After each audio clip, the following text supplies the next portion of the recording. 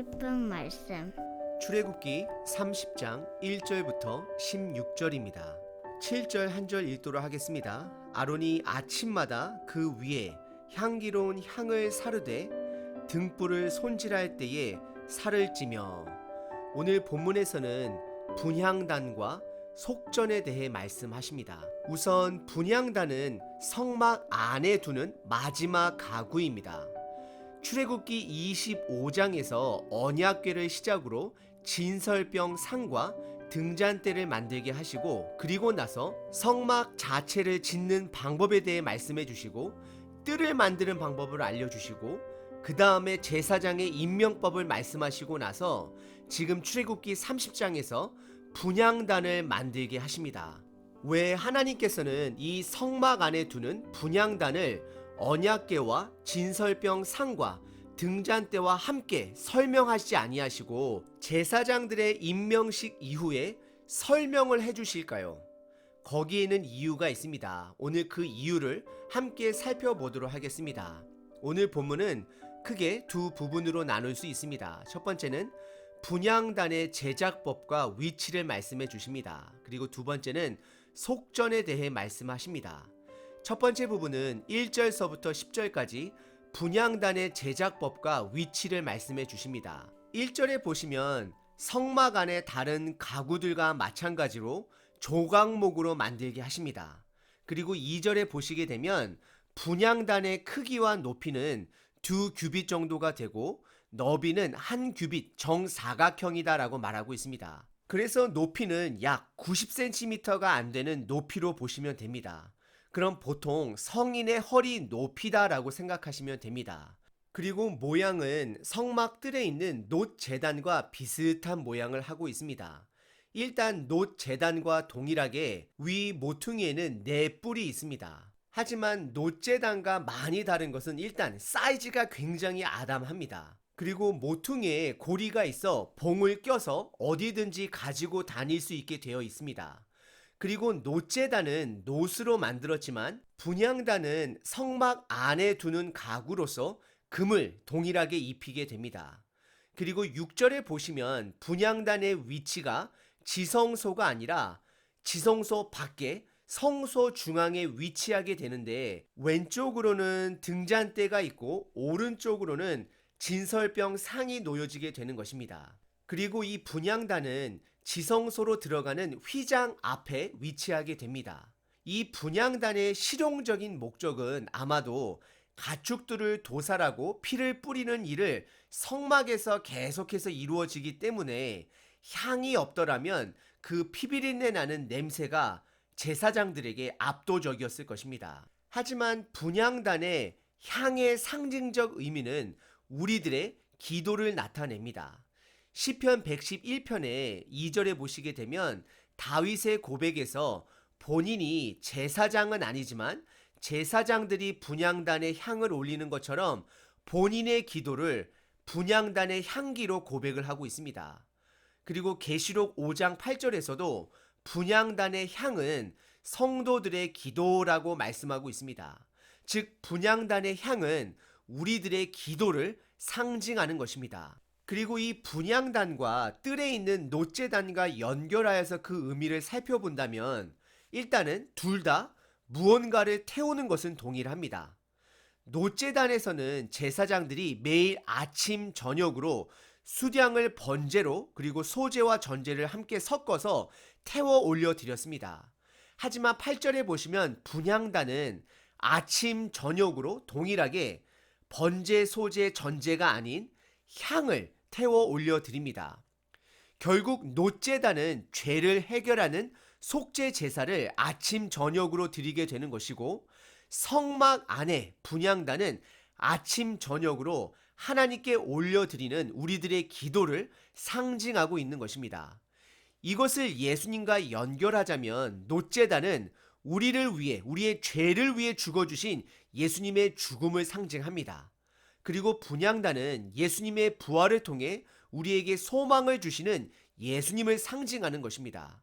그래서 놋제단은 예수님의 죽음, 분향단은 예수님의 부활을 상징하는 것입니다.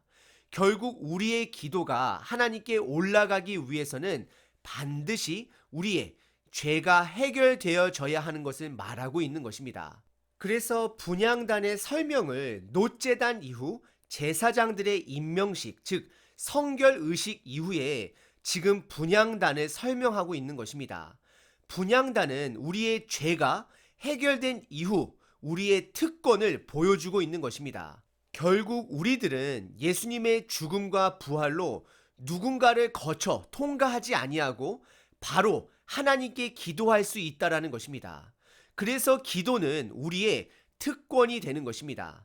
내가 하나님께 기도할 수 있다라는 것은 예수님께서 나의 죄값을 해결해 주셨기 때문에 그것이 가능해졌다라는 사실을 기억하시길 바랍니다. 오늘 본문의 두 번째 부분은 분향단의 제작법과 위치 그리고 사용법에 대해 말씀하고 있습니다. 오늘 본문의 두 번째 부분은 11절서부터 16절까지 속전에 대해 설명하십니다. 분향단 이후 속전을 설명하시는 것은 예수님께서 우리의 죄값을 치러 주셨음을 다시 한번 강조하는 내용입니다. 속전이라는 것은 생명을 대신하여 지불하는 돈을 말합니다.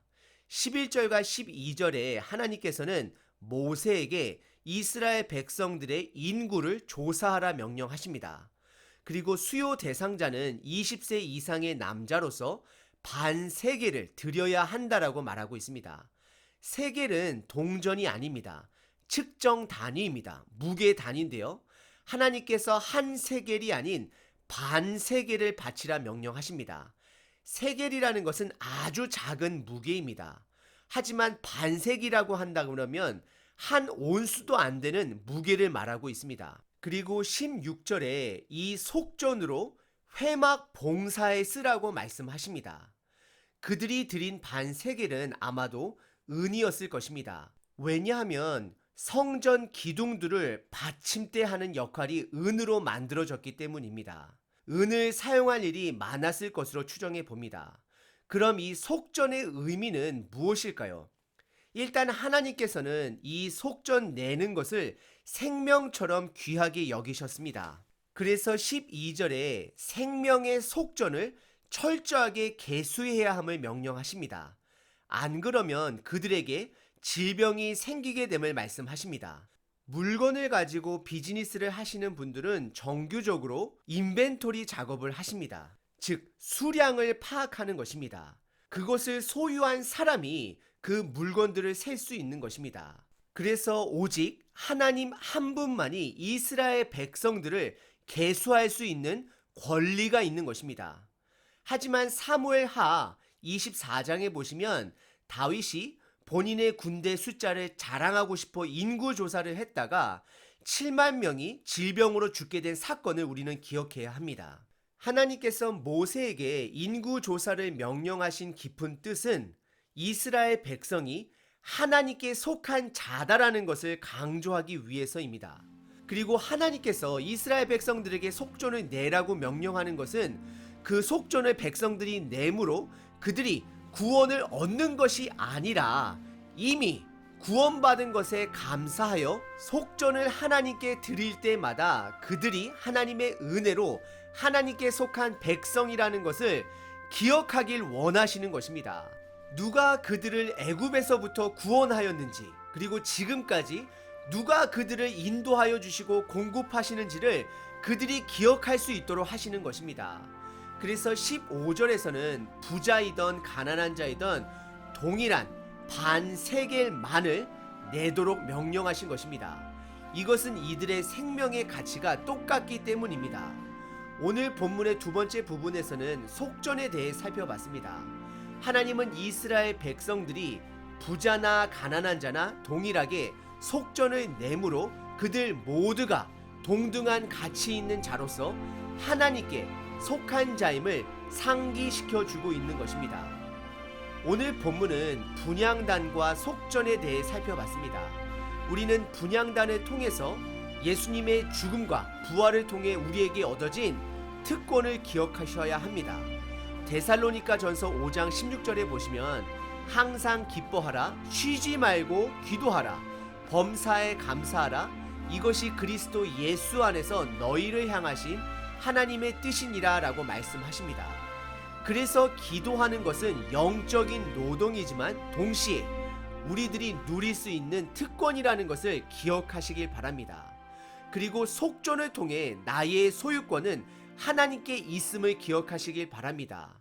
그리고 예수님께서는 십자가에서 죽으심으로 모든 사람들을 위하여 자신을 하나님께 마지막 속전으로 드렸던 것입니다. 그래서 우리는 예수님을 기억할 때마다 하나님께 종된 자로서 머무는 자가 아닌 하나님 아버지의 뜻을 품은 하나님의 자녀로서 이 땅을 살아가야 하는 것입니다. 오늘 하루 기도하는 특권, 하나님의 뜻을 품을 수 있는 특권을 누리시는 하루 되시길 바랍니다.